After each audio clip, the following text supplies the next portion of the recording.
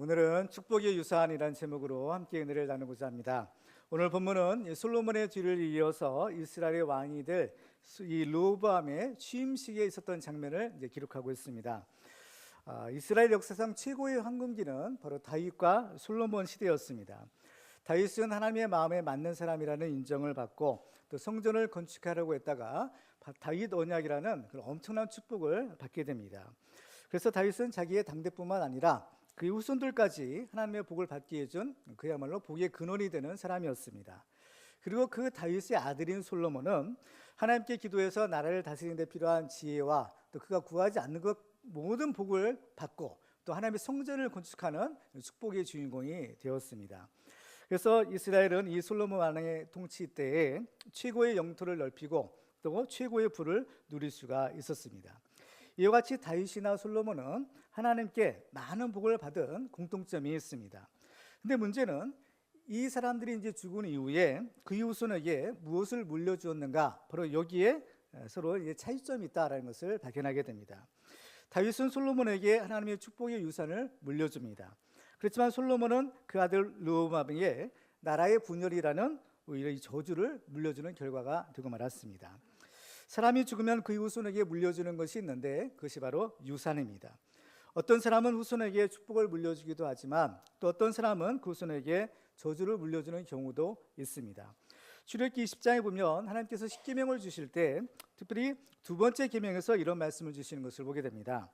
출애굽기 20장 4절 이하를 보시면 너를 위하여 새긴 우상을 만들지 말고 또 위로 하늘에 있는 것이나 아래로 땅에 있는 것이나 땅 아래 물속에 있는 것의 어떤 형상도 만들지 말며 그것들에게 절하지 말며 그것들을 섬기지 말라. 나 하나님 여호와는 질투하는 하나님인즉 나를 미워하는 자의 죄를 갚되 아버지로부터 아들에게로 3, 4대까지 이르게 하거니와 나를 사랑하고 내 계명을 지키는 자에게는 1000대까지 은혜를 베푸느니라 라고 말씀합니다. 죄의 저주가 3, 4대까지요 축복의 유산은 1000대까지다 라고 말씀합니다. 우리는 하나밖에 없는 우리의 인생을 정말 잘 살아야 됩니다. 왜냐하면 먼저는 우리 자신의 복을 받고 천국에 가야 하기 때문입니다. 그리고 또 한 가지 이유는 우리가 어떻게 사느냐에 따라서 우리 후손에게 축복을 물려주느냐 아니면 저주를 물려주느냐 이것이 결정되기 때문인 것입니다. 오늘 말씀을 통해서 우리들은 우리 후손들에게 천대 이르는 하나님의 축복의 유산을 물려줄 수 있는 복의 근원들이 다 되시기를 주님의 이름으로 축원합니다. 자, 그러면 우리가 이 축복의 유산을 물려주기 위해서는 과연 어떻게 해야 될까요? 오늘 말씀을 통해서 우리 네 가지 우리의 비결들을 살펴보고 또 은혜를 나누고자 합니다. 첫 번째로 우리는 하나님의 말씀에 온전히 순종해야 합니다. 역대기를 보면 이스라엘 왕들 중에서 특별히 다윗과 솔로몬에 대한 기록이 가장 많은 부분을 차지하고 있는 것을 발견할 수가 있어요. 그리고 특별히 이 두 왕들을 서로 대조시키고 있다는 것을 알 수 있습니다. 특히 오늘 본문을 보면 이 지도자들의 사후에 있을 바로 이 리더십의 세대 교체에 있어서 분명한 차이가 있다라는 것을 발견하게 됩니다. 다윗이 나이가 많아서 이 세상을 떠날 날이 이제 가까워지게 되니까 다윗의 아들들 가운데는 서로 왕이 되려는 야심을 품은 사람들이 생겨나게 되었어요. 하지만 다윗이 자기의 후계자로 솔로몬을 지목하고 이것을 공표하니까 그 모든 혼란들이 일순간에 다 잠잠해지게 되는 것입니다. 그리고 온 이스라엘 백성들은 다윗이 지목한 그 솔로몬을 그들의 왕으로 추대해 주었습니다. 이것은 다윗의 통치가 그 이스라엘 백성들에게 인정받고 또 존경을 받았다라는 하나의 증거라고 볼 수가 있습니다. 그런데 솔로몬의 경우에는 다윗과 달랐던 것입니다. 오늘 본문에 보면 솔로몬의 사후에 그 아들 르호보암이 세겜으로 갔다라고 성경은 기록하고 있어요. 1절 한번 같이 읽어볼까요? 시작. 르호보암이 세겜으로 갔으니 이는 온 이스라엘이 그를 왕으로 삼고자 하여 세겜에 이르렀음이더라. 아멘. 자, 이 르호보암이 세겜으로 간 까닭은 바로 왕의 취임식을 거행하기 위해서였던 것입니다. 그런데 이때 이스라엘 백성들이 르호보암에게 한 가지 조건을 내걸었습니다. 그 조건이 무엇인가 하면 오늘 보면 4절에서 이렇게 기록하고 있어요. 왕의 아버지께서 우리의 멍에를 무겁게 하였으나 왕은 이제 왕의 아버지께서 우리에게 시킨 고역과 매우 무거운 멍에를 가볍게 하소서. 그리하시면 우리가 왕을 섬기겠나이다. 이 말은 결국 르호보암이 자기들의 요구 조건을 들어주지 않으면 그를 왕으로 추대하지 않겠다라는 내용입니다. 우리는 여기서 이 솔로몬의 통치가 이스라엘 백성들에게는 매우 무거운 멍이었고 고역이었다라는 사실을 발견하게 됩니다. 비록 이 솔로몬의 통치 시대에 이스라엘 전무만 번영을 누렸지만 정작 그의 통치를 받은 이스라엘 백성들은 매우 괴로운 나날을 보냈다라는 사실입니다. 그래서 이스라엘 백성들 사이에는 이제 솔로몬이 죽고 나서는 이러한 통치를 다시는 받지 말자라는 이러한 공감대가 형성이 되었던 것입니다. 그래서 이스라엘 백성들의 요구사항을 거부했던 이 르호보암은 결국 온 이스라엘 추대를 받지 못하는 왕이 되었던 것입니다. 결과적으로 솔로몬은 그 이스라엘의 왕권을 자기 아들 르호보암에게 물려주지 못하게 된 결과를 가져오게 된 것입니다. 그러면 다윗과 솔로몬의 통치는 과연 무엇이 서로 달랐기에 이러한 결과를 가져왔을까요? 먼저 이 다윗의 통치 방식은 철저하게 하나님의 말씀에 순종하는 말씀 중심의 통치였습니다. 그런데 하나님의 말씀으로 나라를 통치한다라는 것은 왕이라 할지라도 자기 마음대로 백성을 다스릴 수 없다라는 것을 의미하는 것입니다. 비록 왕이라 할지라도 왕 자신도 하나님의 말씀에 순종해야 했기 때문인 것입니다. 그렇기 때문에 하나님의 말씀으로 나라를 다스리기 위해서는 바로 왕 자신이 항상 겸손해야만 했습니다. 왕도 자기 위에 더 높으신 하나님을 인정하고 하나님의 뜻에 복종하는 삶을 살아야만 했던 것입니다.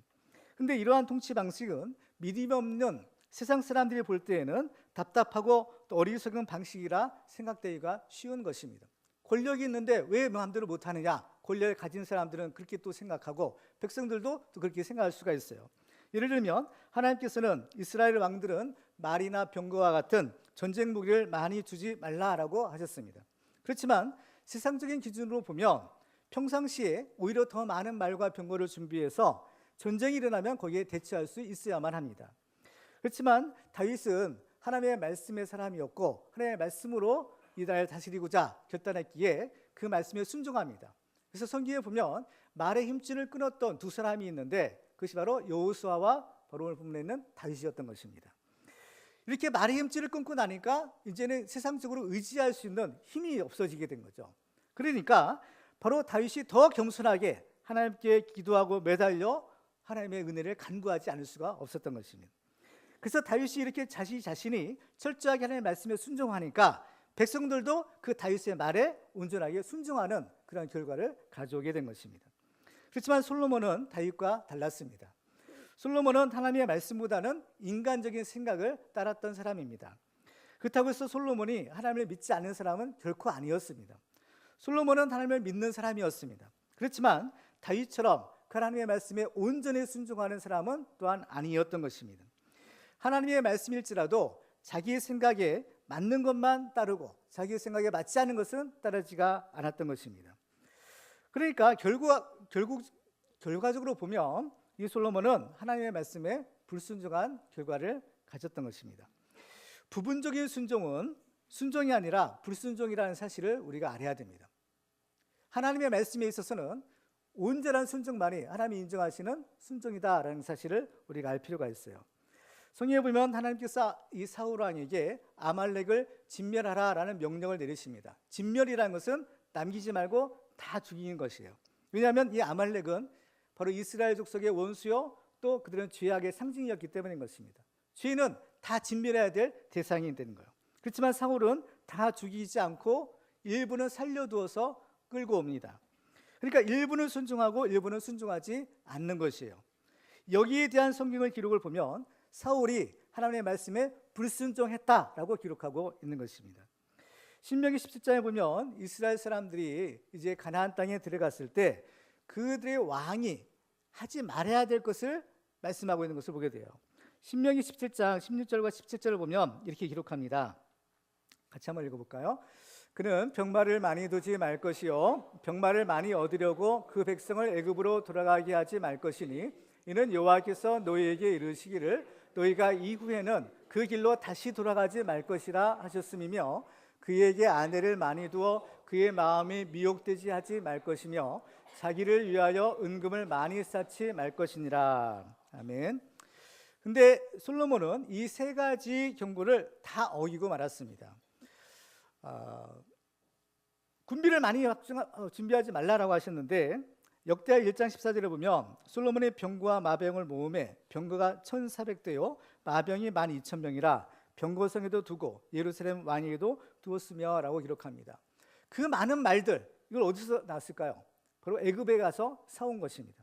역대 1장 16절에 보면 솔로몬의 말들은 애굽과 구해에서 사들였으니 왕의 무역상들이 때로 값을 정하여 산 것이며라고 기록합니다. 애굽으로 말을 구하러 애굽으로 내려가지 말라 했는데 솔로몬이 무역상들을 애굽에 보내서 그 말들을 아예 때로 사왔다라고 성경에 기록하는 겁니다.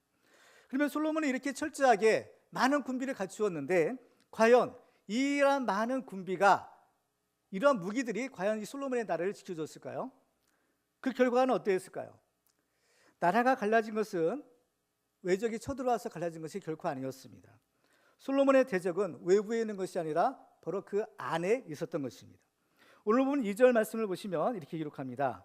느바시 아들 여로보암이 전에 솔로몬 왕의 낯을 피하여 애굽으로 도망하여 있었더니 이 일을 듣고 여로보암이 애굽에서부터 돌아오매. 여로보암은 하나님께서 장차 이스라엘 나라를 쪼개서 그게 주리라 했던 사람입니다. 근데 이 여로보암은요, 본래 이 솔로몬 왕의 신하였던 사람이에요. 그러니까 이 나라를 쪼개 이 장본인이 바로 솔로몬 안에, 사람들 안에 그 속에 있었다라는 사실인 겁니다. 이와 같이 솔로몬이 하나님의 말씀에 불순종하니까 그 솔로몬의 말에 불순종하는 이러한 대적들이 일어나게 된 것입니다. 그리고 또 솔로몬은 하나님이 주신 그 축복을 어떻게요? 그 축복에 따른 사명을 감당하지 못하게 됩니다. 자기를 위하여 은금을 많이 쌓지 말라라고 하셨는데 솔로몬 왕의 그런 기록을 보면 솔로몬의 왕이 그 마시는 모든 그릇들이 다 금그릇이라고 했고 또 금으로 큰 방패들을 만들어서 그것을 비축합니다. 그리고 또 솔로몬이 그 상하죠. 옥으로 그 큰 이제 그 보좌를 만드는데 거기다 이제 각종 금으로 또 장식하고 또 엄청난 이런 화려한 그 보좌를 만들어요. 근데 성경에 보면 이런 것은 어떤 나라에도 이런 것이 없었더라라고 말하고 있는 것입니다. 그러니까 하나님이 주신 엄청난 축복을 바로 그 사명을 위해서 쓰는 것이 아니라 바로 자기 자신을 위해서 바로 사치하고 이런 일에 그 엄청난 이 하나님의 축복을 썼더라라는 것을 알게 됩니다. 그리고 또 솔로몬은 세 번째로 아내를 많이 두어 그 마음이 미혹되지 말라라고 하셨는데 솔로몬은 많은 아내를 둔 사람입니다. 열왕기상 11장 3절에 보니까 왕은 후궁이 700명이요 첩이 300명이라 그의 여인들이 왕의 마음을 돌아서게 하였다라고 기록하고 있습니다. 후궁만 700명, 첩이 300명이면 1000명이죠. 도와. 정식 부인 외에도 1000명이나 되는 많은 여인들을 거느리고 산 겁니다. 이건 보통 정상적인 상태가 아닌 겁니다. 아, 좋겠다 이렇게 부러워하지 마시고, 그렇죠? 이건 정상적인 상태가 아닌 거예요. 우리나라 의정왕에는 좀 문붙이지만 절대로 이건 정상적인 사람이 사는 모습이 아닙니다. 이건 일종의 이제 섹스 중독증 같은 그 하나의 증세라고도 볼 수 있는 거예요. 그런데 이것이 결국 솔로몬의 말년에 그의 발목을 잡게 됩니다. 그 이스라엘 사람들만 그 왕비로 후궁으로 삼는 것이 아니라 나중에는 어떻게요? 이방 여자들, 물론 정략 결혼에 의해서 하는 것이지만 그렇지만 그것이 결국에는 이 솔로몬을 미혹해서 나중에는 이방 신들을 섬기는 우상 숭배까지 솔로몬을 타락하게 만드는 그러한 빌미가 되게 만들었던 것입니다. 이처럼 솔로몬이 무너졌다라면 누구든지 넘어질 가능성이 있다라는 것을 우리에게 가르쳐주는 것입니다. 선줄로 생각하는 자는 넘어지게 조심하라 라고 말씀하셨는데 나는 아니겠지가 아니라 누구든지 바로 솔로몬처럼 넘어질 수 있다, 타락할 수 있는 가능성이 있다는 것을 우리가 인정할 필요가 있는 것입니다. 그러면 우리는 어떻게 하면 솔로몬처럼 타락하지 않고 끝까지 하나님을 경외하며 하나님이 주시는 복을 누릴 수가 있을까요?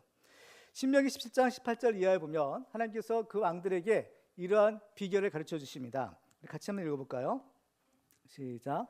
그가 왕위에 오르거든 이 율법서의 등사본을 레위 사람 제사장 앞에서 책에 기록하여 평생에 자기 옆에 두고 읽어 그의 하나님 여호와 경외하기를 배우며 이 율법의 모든 말과 이 규례를 지켜 행할 것이라. 그리하면 그의 마음이 그의 형제 위에 교만하지 아니하고 이 명령에서 떠나 좌로나 우로나 치우치지 아니하리니 이스라엘 중에서 그와 그의 자손이 왕위에 있는 날이 장구하리라. 아멘. 그렇습니다.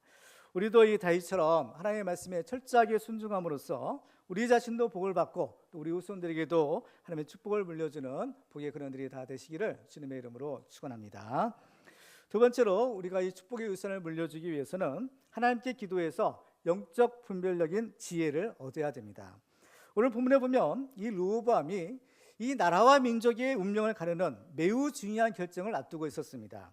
그런데 결과적으로 보면 그는 아주 어리석은 결정을 내려요.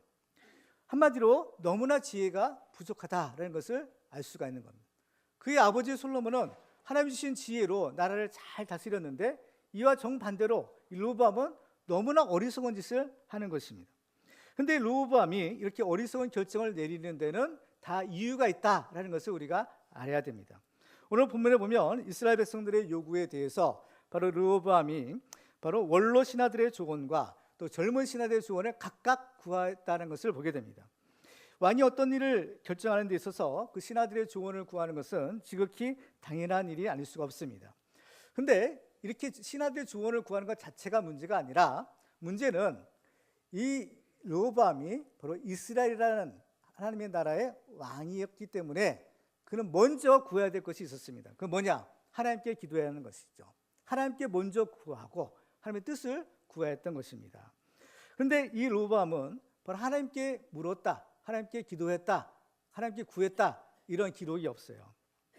하나님께 묻지 않으면 영적인 분별력이 흐려져서 바른 판단을 내릴 수가 없는 것입니다. 성경에 보면 이스라엘이 하나님께 묻지 않아서 실패를 경험한 사건이 있었습니다. 여호수아서 9장에 보면 이스라엘이 이제 가나안 땅에 들어갔을 때 기브온 족속에게 속아서 그들을 살려주겠다라는 죄악을 맺은 일이 있었던 것이죠.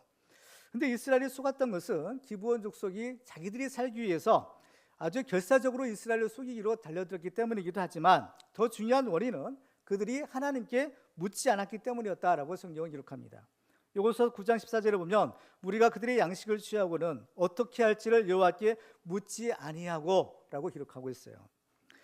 이처럼 세상은 온갖 수단과 방법을 다 동원해서 우리를 미혹하고 공격하려고 합니다. 따라서 저들이 속이는 기만 전술은 어쩌면 당연한 것일 수도 있어요.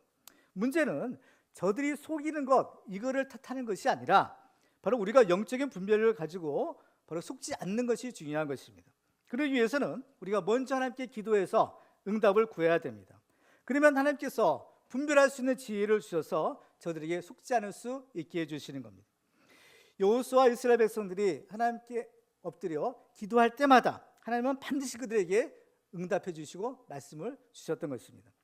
오늘 본문에서도 만약 이 르호보암이 먼저 하나님께 나아가 기도하고 하나님의 응답을 구했더라면 분명히 하나님께서 알려주셨을 것입니다. 하나님께서 지혜를 주셨고 그 지혜로서 슬기로운 대답을 했을 것이며 결코 나라가 분열되는 그런 극단적인 결과를 피할 수도 있었을 것입니다. 솔로몬은 하나님이 주신 지혜로 나라를 잘 다스렸다고 했어요. 우리가 하나님께 구해야 될 것이 있는데 그것이 바로 하나님이 주시는 지혜인 겁니다. 야고보서 1장 5절에 보면 너희 중에 누구든지 지혜가 부족하거든 모든 사람에게 후히 주시고 꾸짖지 아니하시는 하나님께 구하라 그리하면 주시리라 라고 말씀하고 있습니다. 기도보다 성령보다 앞서지 말라라는 말이 있습니다. 그런데 이를 위해서는 평소에 늘 깨어서 기도하고 있어야 됩니다. 평소에 기도하지 않으면 정말 중요한 일이 있을 때 정말 기도해야 할 때 기도할 수 없는 일이 생길 수가 있는 것입니다. 따라서 문제가 있을 때만 기도하는 것이 아니라 평소에 기도하는 습관을 가져야 됩니다. 성경에 보면 예수님도 습관을 따라 기도하러 가셨다라고 기록하고 있는 것을 보게 됩니다. 그래서 우리들은 늘 끼어 기도함으로써 하나님 주시는 이 지혜를 가지고 하나님의 뜻을 잘 분별하며 그 뜻대로 순종하는 축복의 주인공들 다 되기를 주님의 이름으로 축원합니다. 세 번째로 우리가 이 축복의 유산을 물려주기 위해서는 하나님의 넘치는 은혜에 감사해야 합니다. 이스라엘이 르호보암의 시대에 남과 북으로 이제 갈라지게 됩니다. 그 직접적인 원인은 르호보암이 고집을 부리고 또 어리석은 대답을 했기 때문이다라고 볼 수 있어요. 그렇지만 이보다 더 근본적인 원인은 바로 그 아버지 솔로몬의 우상 숭배와 불순종에 있었던 겁니다. 오늘 본문 15절 말씀을 우리 같이 읽도록 하겠습니다. 시작. 왕이 이같이 백성의 말을 듣지 아니하였으니 이 일은 하나님께로 말미암아 난 것이라 여호와께서 전에 실로 사람 아히야로 하여금 느바시 아들 여로보암에게 이르신 말씀을 응하게 하심이더라. 아멘. 성경에 보면 이 솔로몬이 하나님을 배신하고 우상을 섬길 때 하나님이 솔로몬에게 직접 나타나셔서 2번이나 경고하셨다라고 했어요. 근데 솔로몬은 하나님의 경고를 무시하고 그 죄악의 길에서 돌이키지 않았던 것입니다. 그러자 하나님께서는 아이야 선지자를 통해서 이스라엘의 10개 지파를 찢어서 바로 여로보암에게 주겠다라고 경고하시는 겁니다. 그래서 성경은 바로 오늘 본문에 있는 이 사건이 하나님이 하신 말씀을 응하게 하려 합니다라고 기록하고 있는 것입니다. 그렇기 때문에 이 르호보암의 입장에서는 자기는 억울하다라고 생각할 수가 있을 수가 있어요. 그렇지만 우리는 이 하나님의 심판보다 하나님의 자비와 긍휼하심이 훨씬 더 크다라는 사실을 잊지 말아야 됩니다. 사실 르호보암은요, 왕이 될 자질이 없는 사람입니다. 왜냐하면 이스라엘의 왕이 되려면 하나님의 말씀을 경청하고 또 백성들의 말을 들어야만 합니다. 근데 르호보암은 하나님께 기도해서 하나님의 말씀을 듣지 않아요. 그리고 또 백성들의 말에 귀를 기울이지도 않습니다.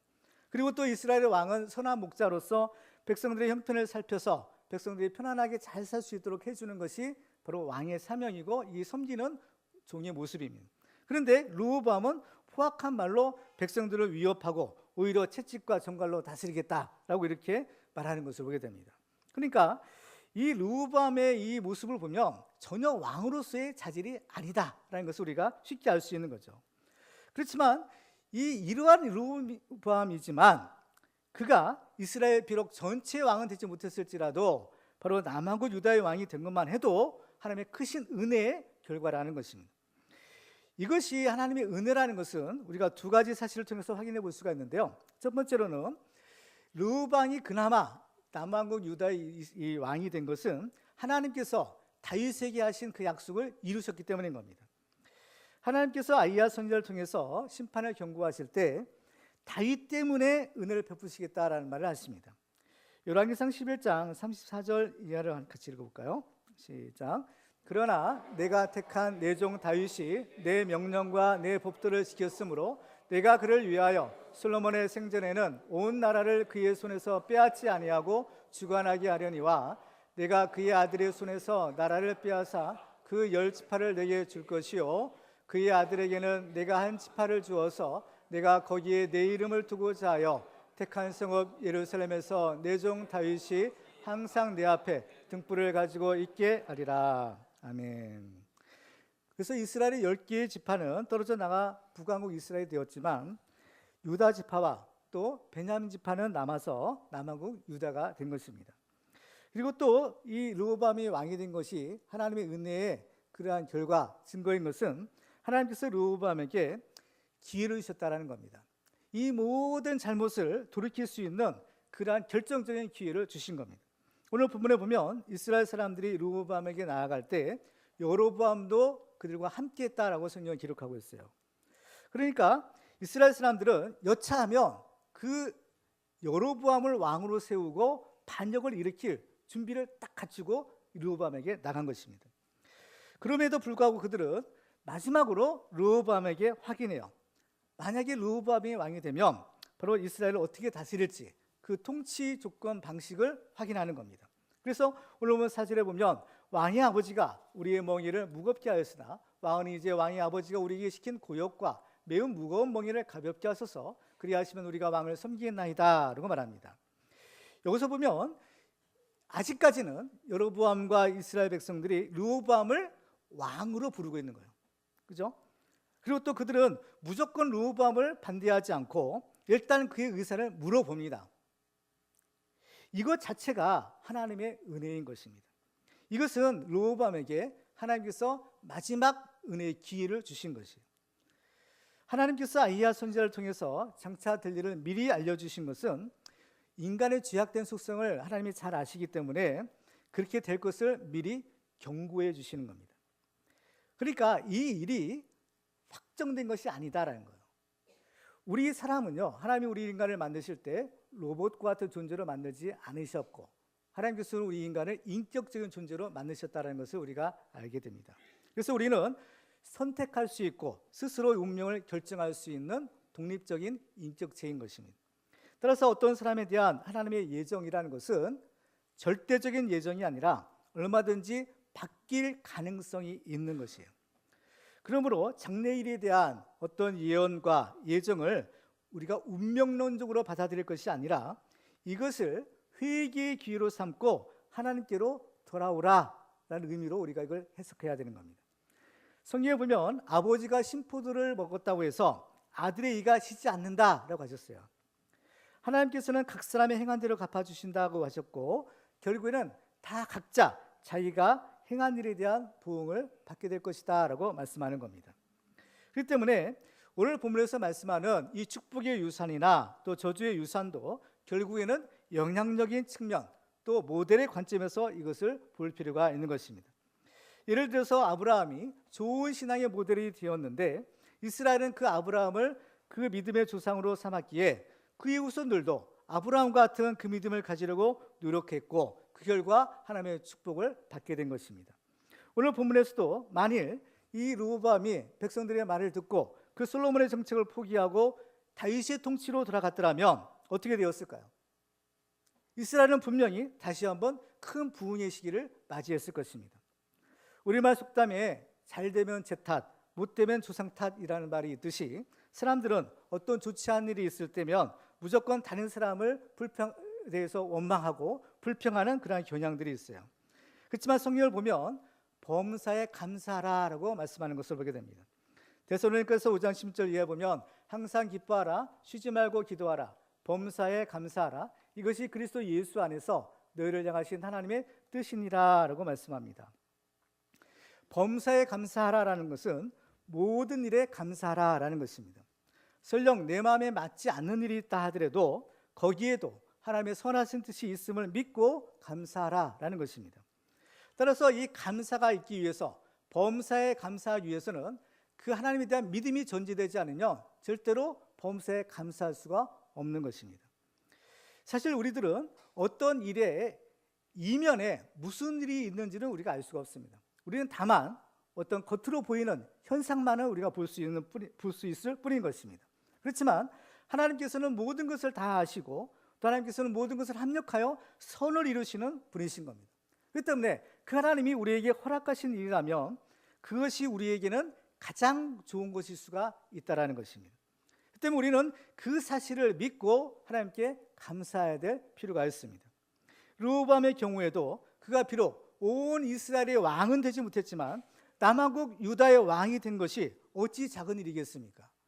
비록 그는 기대하기를 온 이스라엘 왕이 되기를 기대했겠지만 그것이 안 되고 비록 작은 남한국 유다의 왕이 되었지만 그것이 어찌 작은 은혜겠어요?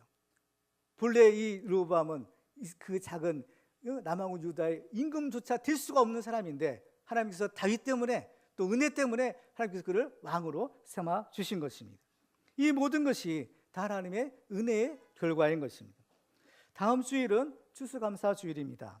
한 해 동안 우리가 하나님의 은혜를 돌아보면서 하나님께 감사로 영광을 돌리는 절기입니다. 지금 세계 여러 나라들의 경기가 좋지 않고 특히 우리나라의 경제가 아주 어려운 형편에 있는 것이 사실입니다. 그러므로 올해의 소득이 예년에 비해서 그리 좋지 않을 수가 있는 것입니다. 그러나 그럼에도 불구하고 우리는 하나님께 감사드리기 원합니다. 이것보다 사실 더 좋지 않은 상황이 될 수도 있었던 거죠. 사실 우리는 지금 이 현재의 상황에 결코 만족하지 않을 수가 있습니다. 그렇지만 우리가 한번 생각해 봐야 됩니다. 그건 뭐냐?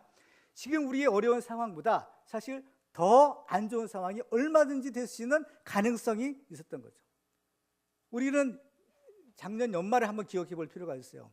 지금 한반도에 전쟁이 터진다라는 전쟁 위기설이 얼마나 지금 고조됐습니까? 그 전쟁이 터질 만한 그런 모든 상황과 조건이 갖춰졌던 그러한 시절을 우리가 지났던 겁니다. 그렇기 때문에 우리들은 정말 지금 현재의 상황이 우리의 마음에 듣지 않고 만족하지 못한다 할지라도 하나님이 보실 때에는 이것이 우리에게 주시는 최선의 은혜요 축복일 수가 있다라는 사실인 겁니다. 그렇기 때문에 우리가 어렵다고 해서 불평하고 원망만 하고 있으면 있는 것마저 빼앗기게 됩니다. 그러나 이럴 때일수록 더 하나님께 감사하고 열심히 노력하게 되면 하나님께서 이 반전의 은혜를 베풀어 주시는 겁니다. 성경에 보면 이스라엘 백성들은 애굽에서는 구원을 받았지만 광야에 나왔을 때 불평하고 원망하다가 결국에는 가나안 땅에 들어가지 못하고 거기서 멸망을 당했다라고 기록하고 있는 것입니다. 그러므로 우리들은 매사에 불평하고 원망하기보다는 항상 기뻐하고 쉬지 말고 기도하고 범사에 감사함으로써 하나님께 영광 돌리시기를 주님의 이름으로 축원합니다. 마지막으로 우리가 이 축복의 유산을 물려주기 위해서는 이 공동체의 하나됨을 굳게 지켜야 합니다. 오늘 본문에는 르호보암 때 이스라엘이 남과 북으로 갈라지는 장면을 기록하고 있는데요. 여기서 보면 이 나라가 갈라지지 않을 수 없는 그런 상황이었다라는 것을 우리가 알게 됩니다. 왜냐하면 이 르호보암과 이스라엘이 생각하는 것이나 기대하는 것, 원하는 것이 서로 완전히 달랐기 때문인 것입니다. 먼저 르호보암이 원하는 백성의 상은 바로 자기 말을 잘 듣는 백성이에요. 그래서 만일 자기 말을 듣지 않으면 더 무거운 멍에를 메우고 더 가혹한 벌을 내리겠다라고 하는 겁니다. 그러니까 이 르호보암은 전혀 백성을 위하고 백성을 섬기는 이러한 지도자가 아니라 그저 백성들로부터 섬김만 받으려고 하는 왕이었던 겁니다. 그리고 이스라엘 백성들도 그들이 원하는 왕의 상이 있어요. 그 뭐냐? 자기들의 말을 잘 들어주는 왕인 겁니다. 그래서 르호보암에게 조건을 제시하잖아요. 이 조건 들어주면 왕으로 삼지만 들어주지 않으면 왕으로 세우지 않겠다. 뭐요? 우리 말을 들으라는 겁니다. 그래서 결과적으로 르호보암이 바로 그들의 요구를 들어주지 않으니까 그들은 모독하며 다윗을 모독하며 자기의 장막으로 돌아갔더라라고 하는 거예요. 그런데 그러면 이스라엘의 왕은 무조건 백성들이 원하는 대로만 다 들어주면 좋은 왕이 될 수 있을까요? 결코 그렇지 않은 겁니다. 왜냐하면 이 이스라엘이라는 나라가 특수하기 때문인 거예요. 이스라엘은 하나님의 나라인 겁니다. 그렇기 때문에 이스라엘의 왕은 사람들의 인기에 영합해서 그들이 원하는 대로 나라를 다스리는 것이 아니라 하나님의 말씀으로 이 나라를 다스려야만 했던 것입니다. 사람들의 속성은 하나님의 뜻대로 살기보다는 자기가 원하는 대로 자기 마음껏 살기를 원하고 하나님의 말씀대로 순종하기보다는 불순종하고 거역하려는 이 죄악의 쓴뿌리를 가지고 있는 것입니다. 그렇기 때문에 백성들이 원하는 대로 다 들어서는 결코 안 되는 겁니다. 왜냐하면 그것은 백성들을 위하는 것이 아니라 오히려 그들을 망치는 길이기 때문인 것입니다. 성경을 보면 비록 르호보암이 포악하고 어리석었지만 그 통치를 거부했던 여로보암과 나머지 이스라엘 백성들은 과연 잘한 것이었느냐? 성경의 기록을 보면 결코 그렇지 않았다라고 말씀하고 있어요. 역대하 10장 19절에 보면 이 이스라엘이 다윗의 집을 배반하여 오늘날까지 이르니라라고 했어요. 그래서 그들이 이 르호보암의 통치를 거부한 결과가 어떻게 되나요? 나라가 쪼개지게 된 겁니다. 나라가 분열되게 된 거예요. 이것은 이스라엘 역사의 퇴보를 날리는 사건인 겁니다. 다윗이 온 이스라엘 나라의 왕이 되기 전에 그는 먼저 유다 지파의 추대를 받아 헤브론에서 유다 지파만을 다스렸던 적이 있었어요. 그러다가 이제 온 이스라엘의 추대를 받아 그야말로 명실상부한 이스라엘 나라 전체의 임금이 됩니다. 그런데 이 르호보암 때 다시 그의 통치 영역이 유다 지파와 베냐민 지파만으로 이루어진 작은 왕국으로 되돌아간 것이에요. 이렇게 나라가 하나가 되지 못하고 분열이 되니까 자연히 나라의 힘도 약해지게 되는 겁니다. 그래서 결과적으로 북왕국 이스라엘이 먼저 아수르의 침략을 받아 멸망을 당하게 되고 남왕국 유다도 바벨론에 의해서 멸망을 당하게 된 것입니다. 우리나라 초대 대통령이었던 이스만 대통령이 뭉치면 살고 흩어지면 죽는다라는 유명한 말을 남겼어요.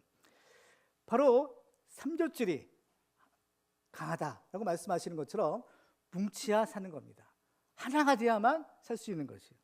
그렇기 때문에 우리들도 우리 후손들에게 풍성한 나라의 축복을 물려주기 위해서는 우리의 공동체 하나됨을 굳게 지켜야 하는 것입니다. 에베소 4장에 보면 평안에 매는 줄로 성령이 하나 되게 하신 것을 힘써 지키라라고 말씀합니다. 그런데 르호보암과 이스라엘의 사례에서 보는 것처럼 서로 높아지려고 하고 서로 섬김을 받으려고만 하면 절대로 하나가 될 수가 없습니다. 예수님의 제자들도 처음에는 서로 높아지려고 했다가 다툼이 일어났던 것을 보게 됩니다. 그때 예수님께서 그들에게 주신 말씀이 있어요. 마태복음 20장 25절 이하를 같이 읽겠습니다. 시작. 예수께서 제자들을 불러다가 이르시되 이방인의 집권자들이 그들을 임의로 주관하고 그 고관들이 그들에게 권세를 부리는 줄을 너희가 알거니와 너희 중에는 그렇지 않아야 하나니 너희 중에 누구든지 크고자 하는 자는 너희를 섬기는 자가 되고 너희 중에 누구든지 으뜸이 되고자 하는 자는 너희의 종이 되어야 하리라. 인자가 온 것은 섬김을 받으려 함이 아니라 도리어 섬기려 하고 자기 목숨을 많은 사람의 대속물로 주려 함이니라. 아멘. 바로 그 하나님의 비결이 예수님에게서 찾을 수 있는 것입니다. 예수님처럼 섬기려 하고 또 주고자 하면 자연히 하나가 될 수밖에 없는 것입니다. 우리들도 서로 섬기고 낮아짐으로써 성령이 하나 되신 것을 굳게 지키고 또 우리 후손들에게도 이 축복의 유산을 물려주는 하나님의 종들이 다 되기를 주님의 이름으로 축원합니다. 이제 말씀을 뵙겠습니다. 이 세상에 사는 모든 사람들은 저마다 단 한 번밖에 없는 소중한 인생을 살아가고 있습니다. 어떤 사람은 있는 듯 없는 듯 별 존재감 없이 살다가 또 조용히 가기도 합니다. 그리고 또 어떤 사람은 다른 사람들에게 해악을 끼치고 그 주변의 사람들뿐만 아니라 다음 세대에까지 큰 고통을 주는 사람도 있습니다. 근데 또 어떤 사람은 썩어져가는 하나님의 미랄처럼 자신을 희생해서 많은 사람을 살리는 사람도 있는 것입니다. 성경에 보면 이런 사람을 가리켜 하늘에 빛나는 별과 같은 사람이다라고 부르고 있습니다. 이런 사람은 자신도 복을 받고 그의 후손들에게도 영원한 축복을 유산으로 물려줄 수 있는 사람입니다.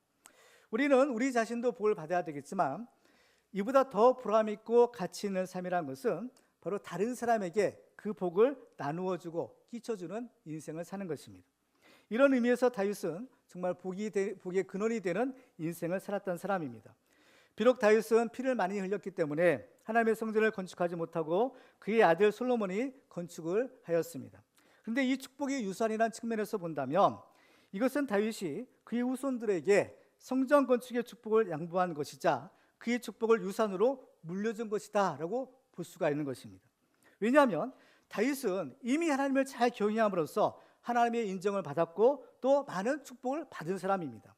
그래서 결과적으로 보면 다윗은 이 성전 건축이라는 축복을 바로 그의 후손들이 받을 수 있도록 한 그야말로 이 축복의 근원이 되는 사람이었다는 사실을 알게 됩니다. 오늘 말씀을 듣고서 우리들도 정말 이 아브라함처럼 또 다윗처럼 이 하나님을 잘 경외함으로 많은 사람들을 옳은 길로 인도하며 우리도 복을 받고 또 이 축복을 우리 후손들에게까지 끼쳐주는 그러한 축복의 주인공들이 다 되기를 주님의 이름으로 축원합니다.